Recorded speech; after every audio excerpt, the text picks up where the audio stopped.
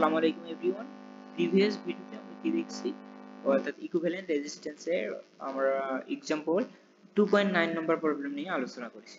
So আজকে আমরা practice problem 2.9 নিয়ে আলোচনা করব। সো আমাদের টপিকটা হচ্ছে ইকুইভ্যালেন্ট রেজিস্ট্যান্স। ইকুইভ্যালেন্ট রেজিস্ট্যান্স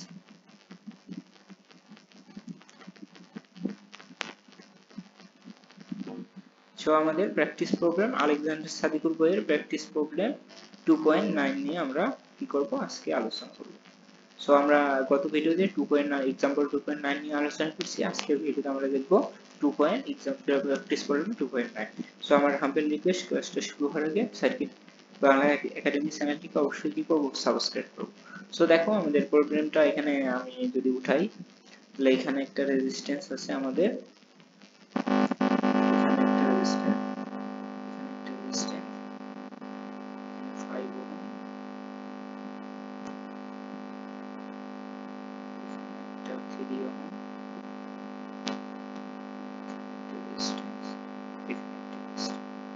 এই হলো আমাদের প্রবলেম এবং টার্মিনাল পয়েন্টগুলোর নাম দিয়েছি এ, এখানে বি। জাস্ট এখন রেজিস্ট্যান্সের মানগুলো যদি এখানে বসাই তাহলে এখানে 4 3 4 5 4 3 6।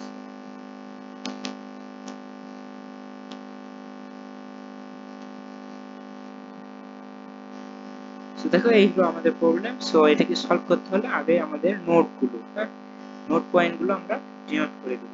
সো দেখো আমরা যদি এটা এ বি দেওয়া আছে তাহলে এই প্রান্তকে যদি আমরা সি ধরি, এটাকে ডি ধরি, তারপরে এই প্রান্তকে ই, এটা শর্ট, এটা ই হবে।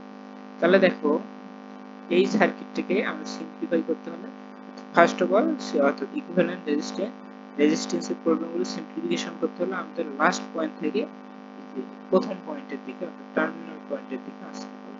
তো ফার্স্ট অফ অল এই যে এখান থেকে দেখো ডি থেকে ই পয়েন্ট পর্যন্ত দেখো এই তিনটা রেজিস্ট্যান্স 4 5 এবং 3 ওহম রেজিস্ট্যান্স দেখো কোনো ব্রাঞ্চ নেই, এরা সিরিজে কানেক্টেড। দ্যাট মিন্স এই কয়টা রেজিস্ট্যান্সকে আমরা কি করতে পারবো, এরা সিরিজ কানেকশনে আমরা কি করতে পারবো ইকুইভ্যালেন্ট রেজিস্ট্যান্স করতে পারবো। তারপর এই পুরো সিরিজ কানেকশনটা আমাদের এই 4 এর সাথে কি হবে আমাদের প্যারালাল হয়ে যাবে, রাইট?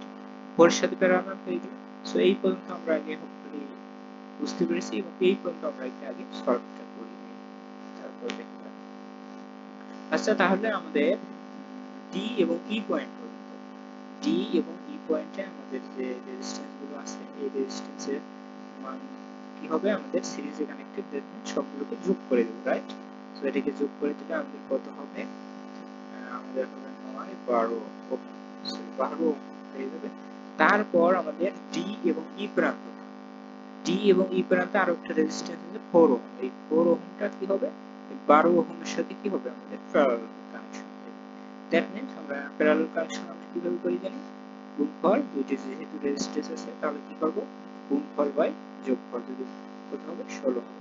দ্যাট মিন্স এখানে কত হবে 4 16 সরি 4 12 48 আর এখানে কত হবে আমাদের 16, তাহলে 3 16 48। দ্যাট মিন্স এটা রেজিস্ট্যান্সটা কত 3 ওহম।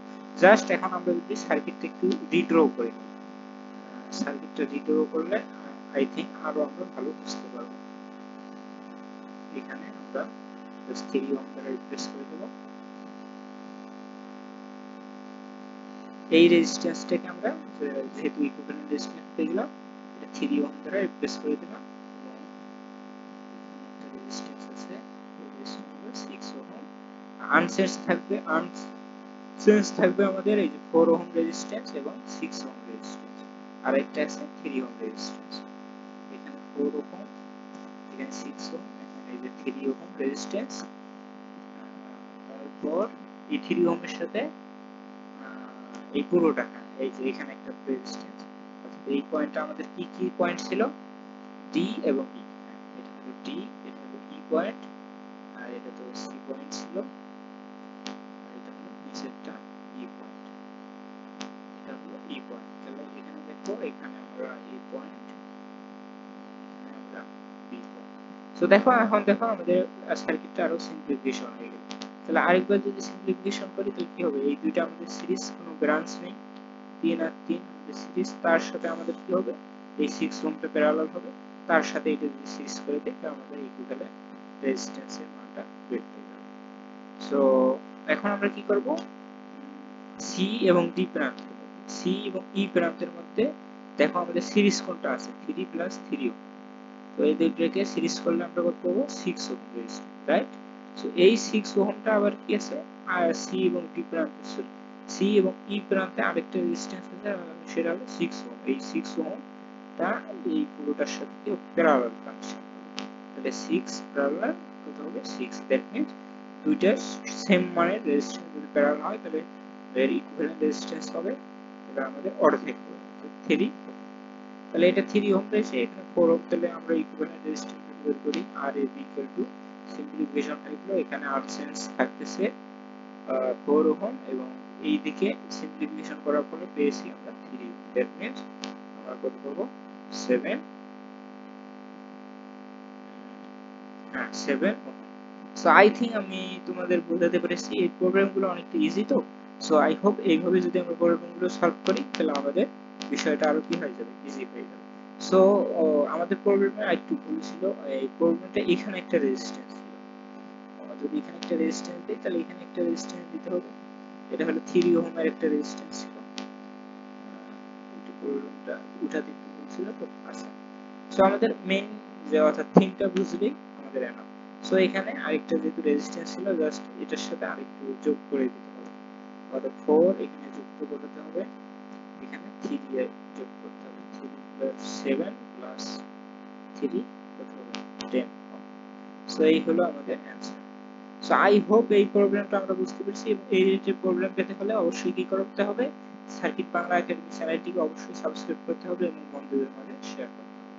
সো এই প্রবলেমগুলো বেশি বেশি শেয়ার করবা, এবং ওদের মধ্যে কি করবা, বেশি বেশি শেয়ার করবা এবং অবশ্যই সাবস্ক্রাইব করবা। সো এই প্রবলেমটা এই পর্যন্ত ছিল, যদি প্রবলেমে কোনো কোশ্চেন থেকে থাকে অবশ্যই কমেন্ট করবা। So that's it for today, আল্লাহ হাফেজ।